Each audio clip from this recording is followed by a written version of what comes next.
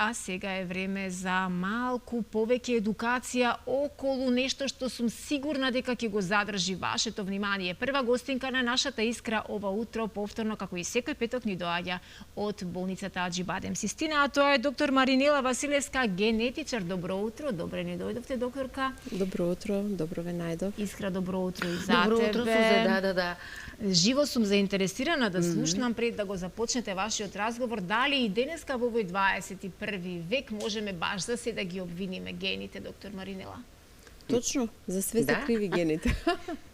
Убаво да се има дежурен виновник. Кривец, Да, освен што кратко јасно генетичар, но инаку нашата гостинка е и доктор на биолошки науки, воедно е и шеф на лабораторијата за генетика при Аџибадем Систина, така што за темава и тоа како компетентно и стручно лице.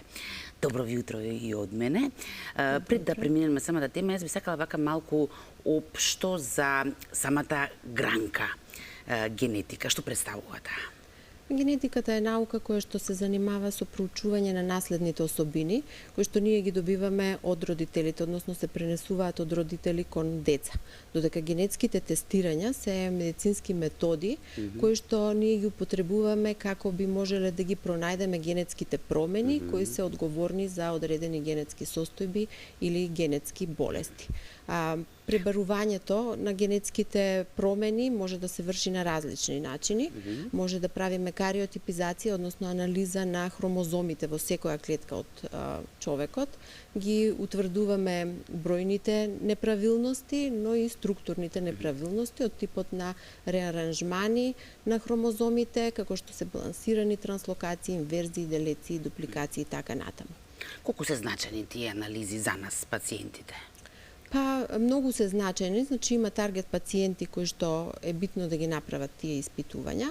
Значи сите лица со лична или семејна историја на одредени генетски состојби, сите лица кои што би можеле да имат некое герминативно, односно наследни генетски промени кои би можеле понатаму да го зголемат ризикот за карцином, сите лица и брачни парови кои што се спремаат за забременување или претходно имаат некаква историја на хромозомска или генетска абнормалност. Тука спаѓаат исто така и бремени жени кои што сакаат да направат пренатални тестирања како би можеле да се осигураат дека ќе имаат здраво потомство. И до какви се, ќе речем, откритија и заклучоци или констатации може да се дојде преку овие анализи? Што се може да се открие? Значи, во нашата лабораторија се достапни сите можни генетски анализи, што се достапни во светот. Во последно време генетската и геномската диагностика бележат интензивен раст, развиток и напредок, така што генетските анализи постојано се менуваат и се надоградуваат. Тоа значи дека ако сега имаме одредени генетски тестови за одредени состојби, да речеме дека за една година тоа ќе се надогради и тие ќе бидат други. Затоа е многу важно. Тоа веќе ќе е застарено од пред една година, така ќе биде, да речеме, застарено. Колку вие успевате да држите чекор со тие светски трендови, со сиот тој напредок што велите? Сите генетски можни тестови се нудат во нашата лабораторија. Ке ги кажам, пренаталните тестови, бидејќи репродуктивната генетика е таа која што најмногу ние ја работиме, иако ги имаме сите други тестови.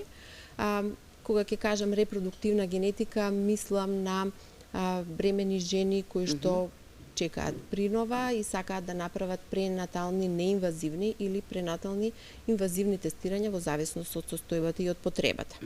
Ајде тука да разграничиме помеѓу овие два типа. Кој за што служи и кој кога се применува? Така. Најновите технологии ни овозможија сега неинвазивно, безболно, со едноставно зимање на венска крв од мајката, да се изолира фракција од геномот на бебето, односно од генетскиот материјал на бебето. Доколку таа фракција е доволна, може да се направи испитувања за точно одредени генетски, односно хромозомски абнормалности и некои микроделециони синдроми. Овие се сепак скрининг тестови, значи врз основа на овие тестови не може да се донесе одлука за бременоста, но се доста точни при утврдување на Даунов синдром, Едвардс-Патау и неколку микроделециони синдроми. Така што, впрочем, секоја бремена жена може да го направи тоа, затоа што веќе нема тоа над 35 години, па правење амниоцентеза. Значи, вие препорачувате секоја бремена жена да ги направи?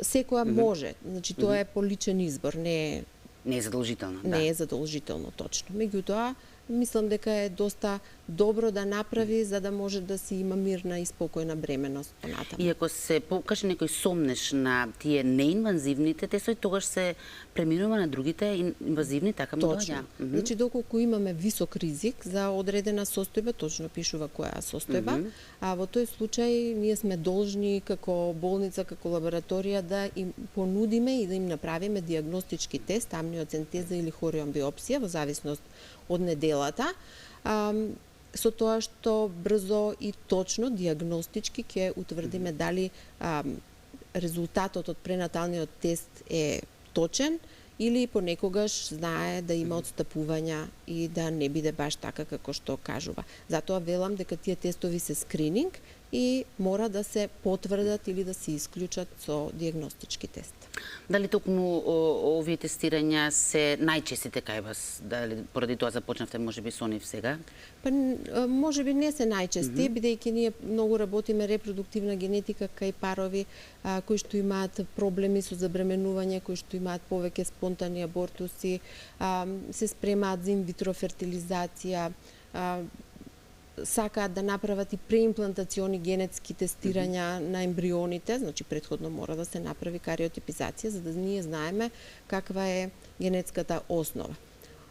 И други тестови, сите можни тестови ги правиме. Кои се другите, еве? Освен овие најчестите, какви се тестови има кај вас во вашата лабораторија? Да, значи во последно време со развојот на геномската дијагностика се појавија генетски панели, целосно екзомско секвенционирање, целосно геномско секвенционирање, со кои што може да се утврдат одредени генетски состојби кај деца со пречки во развојот, потоа кај лица кои што може да имат герминативни, односно наследни основи, кои би можеле да им го кренат ризикот за одредени карциноми, потоа тестови за скрининг за носителство, да речеме, некои родители имаат дете со цистична фиброза, се прават тестови да се види дали, односно веројатно се родителите носители на тие генетски мутации, но да видиме кои се тие, како би можеле за следна бременост да ги побараме пренатално пред да се роди нели детето. Но во вашата лабораторија не вршите само тестови, има и други услуги, така?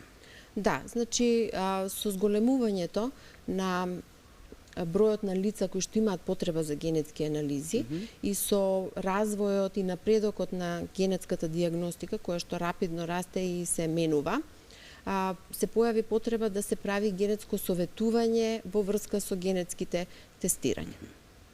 И за кого е наменето тоа советување?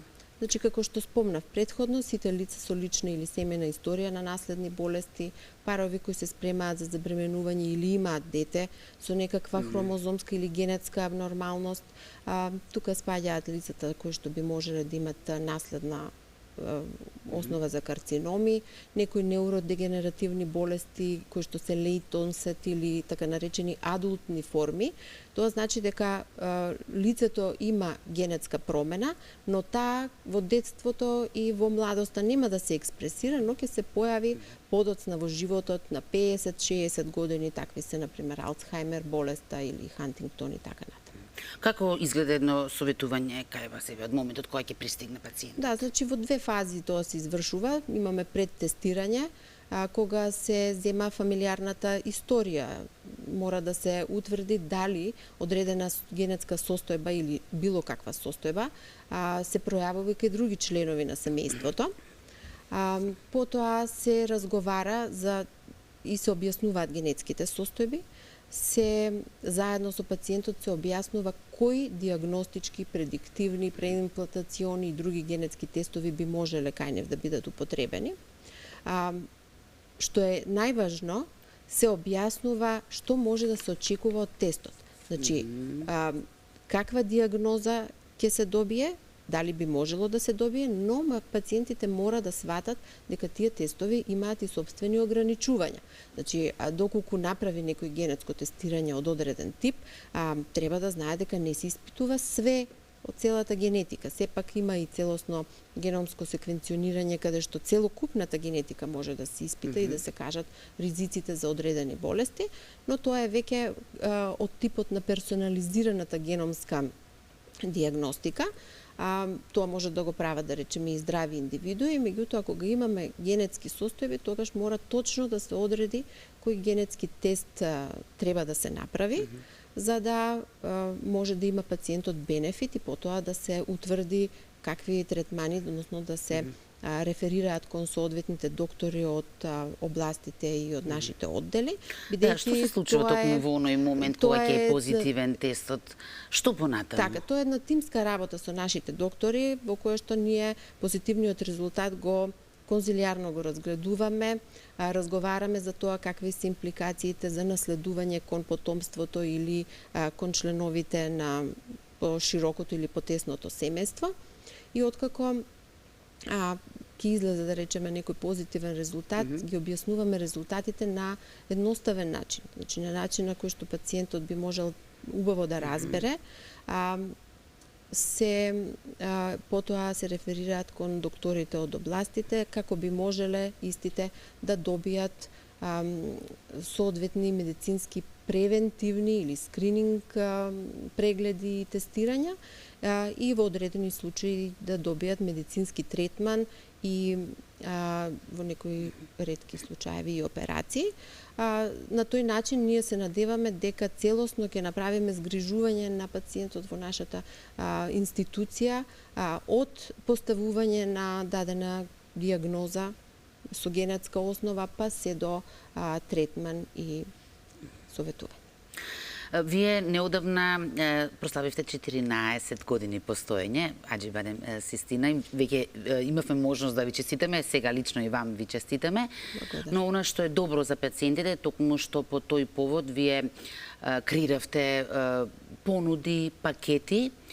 Ајде уште еднаш да им доловиме на гледачите и на потенцијалните пациенти кај вас, за какви пакети станува збор?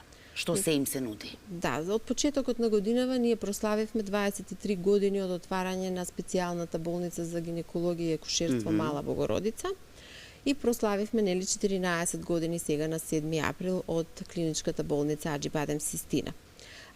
По тој повод и со цел да ја подкренеме свеста за превентивните прегледи, нашата болница креираше викенд пакети за најчистите, да кажам, диагностики.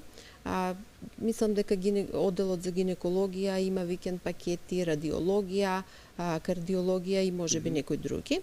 Исто така и диагностичките лаборатории за време на викендот за 50% ги спуштаат анализите, најчистите лабораториски анализи.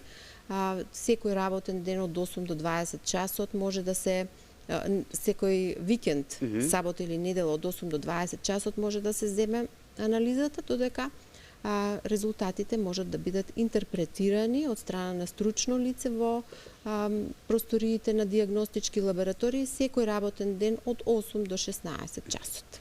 Дали и овие генетски испитувања, тестирања за кои што зборувавме, влегуваат во тие пакети?